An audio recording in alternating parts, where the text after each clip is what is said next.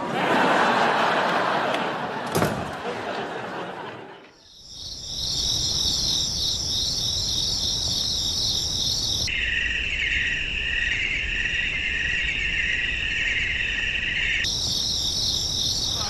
Very well, thanks for dropping by. Off you go.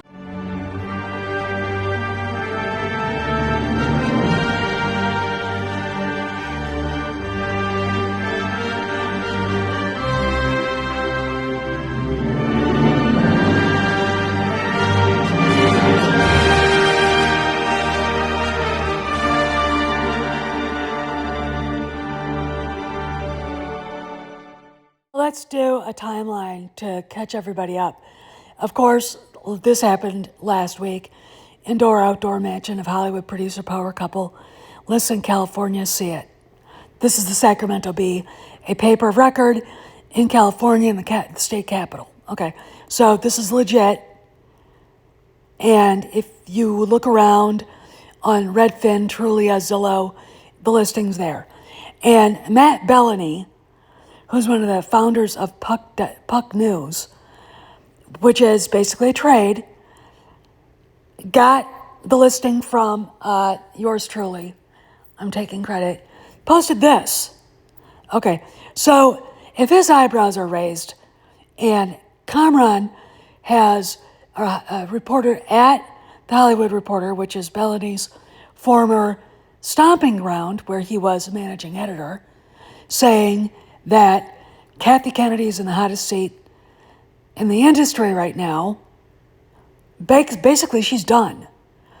So you got to ask, why? And we've been wondering out loud. Cameron's old film professor basically actually added his thoughts to all of this, and they're quite interesting. I'll leave a link to Cameron's Patreon. If you're not a subscriber, please go and subscribe. Because there's precedent for this. It's not like Frank Marshall hasn't run before. Okay, get back in your way back machine. Some of you guys don't remember the Twilight Zone movie, but I do. Okay, now, there was a part of the movie about Vietnam. Actor, very well-respected character actor, Vic Morrow, was in the part. And there had to be 2 Vietnamese children he was trying to save. Now, here's what's going on. Marshall secured those kids against the law for a night shoot. There apparently was coke everywhere. Spielberg wasn't on the set. I think George Lucas was one of the producers. He wasn't on the set. But his wife was. Okay, now work with me. What happened was they had secured Huey helicopters from the Vietnam War for the scene that they were filming. There was an accident. One of the helicopters started going down. Morrow dropped the little girl. Helicopter crushed her to death. And the blades decapitated both Morrow and the boy. Okay. And Marshall stayed on the set for the cleanup, emergency crews, the feds were there, the FAA, probably the cops, you name it, sheriff's department, everybody.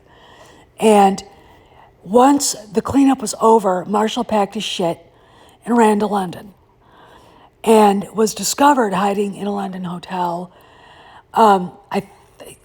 It wasn't the Dorchester. It could have been the Ritz too. I can't remember. It was one of the big swanky hotels, and was discovered there by the State Department. And they went with, I think, a federal marshal. The federal marshal was going to take Marshall. Weird, back to California to talk to the FAA and the authorities about this tragedy. Marshall basically made the excuse, I need an hour to shower and whatever. They said fine. Marshall went back to his room, back into his room, packed his shit, got dressed, ran to the airport, and flew to Paris. And I think it was actually a plane provided by Steven Spielberg. That's the story. I don't know if it's true or not, but he flew a private plane back to Paris and lived in Europe for years afterwards, probably till the statute of limitations is over. So let's go back to the house sale. $18.5 million. Look at the money that was spent on the Acolyte. They said $50 million. Look at the annual report provided by Companies House. Okay, that was $50 million. Okay, where the fuck did that money come from? Okay, is Kennedy going to be criminally liable for this? These are questions that desperately need to be asked, because this might be why they sold the house. Make all your assets liquid and get the hell out of Dodge. Okay. Obviously, we know that this property definitely belongs to them because, again, it's not Kathy M. Kennedy. It's Kennedy Marshall, name of Ski Town. That's who bought the house that's being sold now. So, but let's get deeper into this and why they could be selling the house. The time has come. Execute Order 66.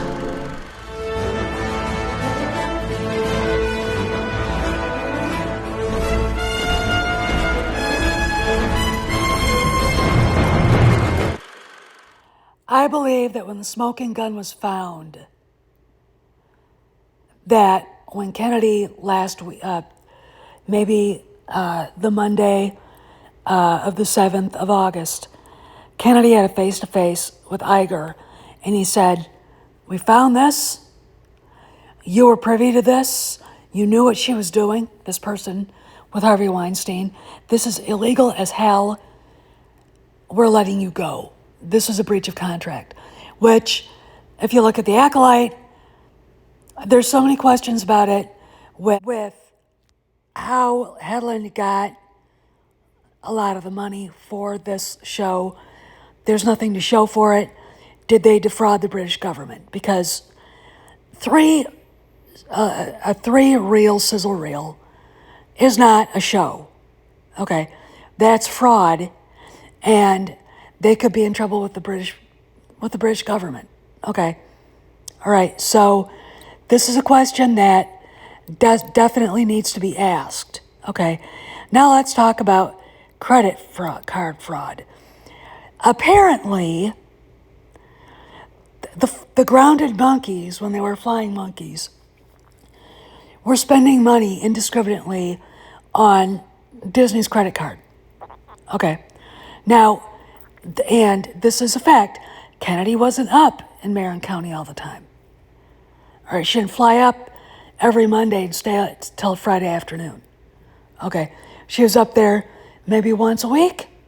The rest of the time, they just flew around, did whatever they wanted. And we know of at least one instance, this is the one we know about, that we know the details of, but there are probably hundreds more. I mean, the file they have about this alone, I have heard, has got to be 6 inches thick. It's a lot of money. $5,000 on the Lucasfilm business card for what?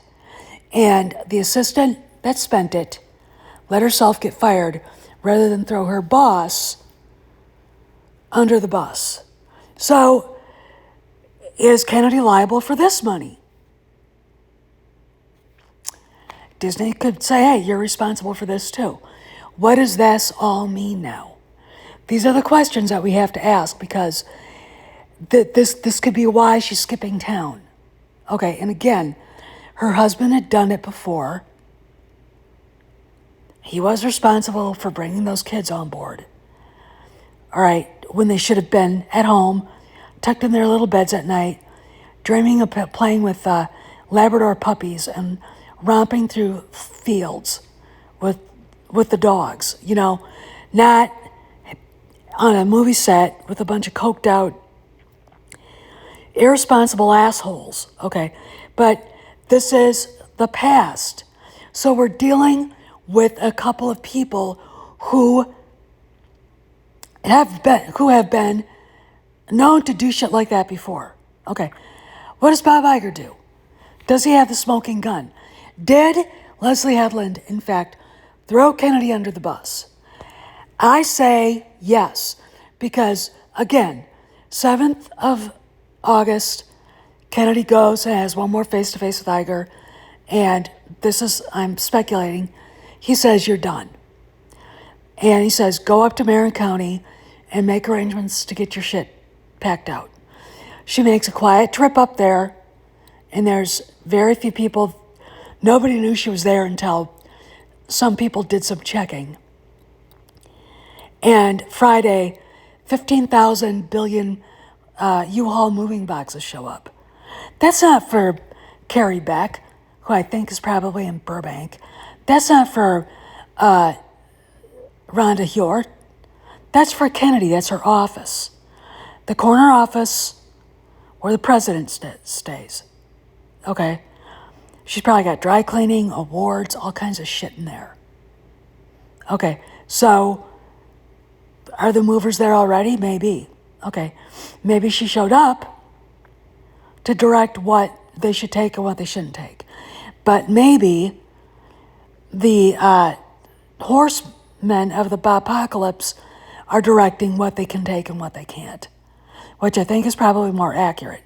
But this is what I think is going on. And the reason why is because the house is for sale. And then the moving boxes show up. Okay?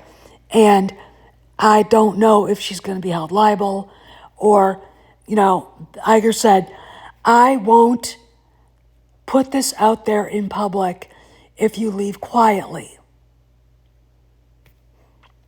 I won't humiliate you any more than you already have been. And I'm still trying to decide what's more humiliating. Having to put her house looking out over the Pacific Ocean in Malibu up for sale, maybe to pay Disney back, or maybe to liquefied assets so they can protect them, and having to leave quietly, all right, and selling the house because they're never going to come back.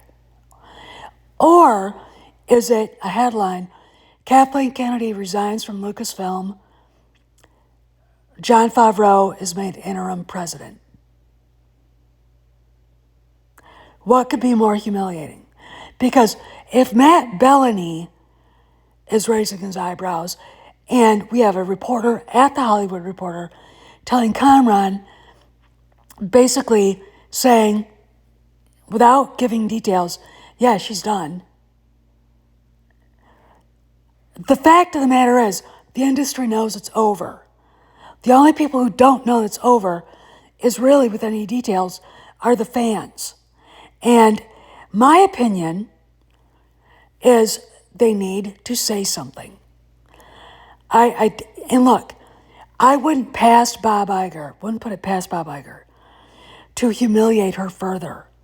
And the reason simply is what she did to Lucasfilm and how she behaved the day Indy 5 dropped to his face while the 5 horsemen of the apocalypse were bearing down on Lucasfilm and she is being suspended from her email is absolute narcissistic, hubristic bullshit. Every time I think of her basically blaming Iger when the meeting is about her, I'm like, he's the boss, you dumbass. Have you lost your mind? But this is who she is. Frank got away with, reckless child endangerment and whatever else they might have charged him with. Will she get away with grand larceny? Fraud? She basically, I think she should be put in prison for crashing Star Wars and Indiana Jones and Willow. That's what I think. But I don't know. then I think slinking off to her house, and there's one of the guys that subscribes to Cameron said that she does apparently have a house in London. Slinking off to her house in London might be the embarrassment she needs. This is Steph, signing out. I'll see you around the galaxy.